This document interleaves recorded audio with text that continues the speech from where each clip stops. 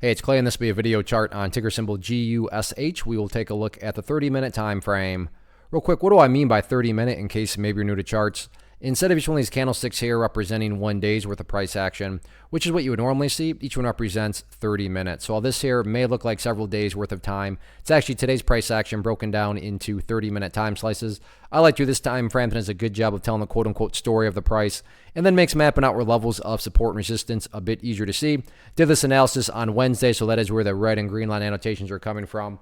But after today's price movement, definitely some updates here need to be made. So let's map out some areas of support and map out some levels of resistance.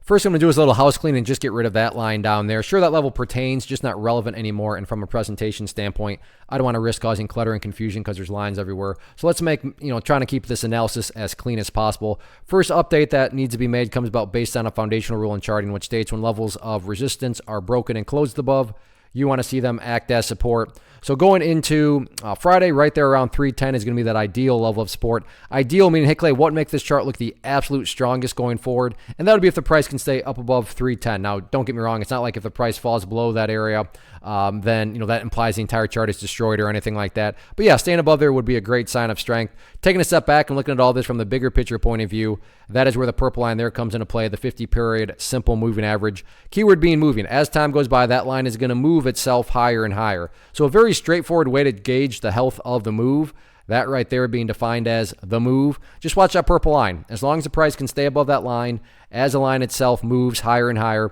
then the bulls are in full health, the bulls are in full control. However you best visualize, that is what is being represented. Again, yeah, staying above 315 would be great, but big picture, as long as the price is above that purple line, the bulls 100% own the chart. What about levels of resistance? Initial level of resistance, nothing fancy or complicated behind it other than the fact of where the party stopped several times today, and that was right up there at $3.40.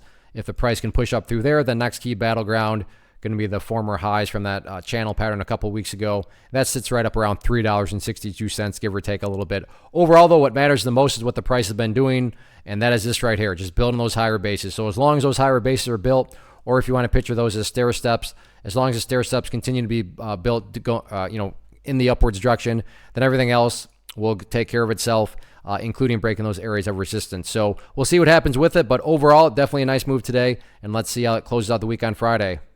First off, thanks so much for watching the entire video. Real quick, before you go, I want to invite you to a live webinar, web class, training, workshop, online event, whatever you want to call it, but it will be me live revealing to you what I've discovered that has allowed me to transform myself from being an employee to being my own boss, including how I had only one losing day out of 73 days in total.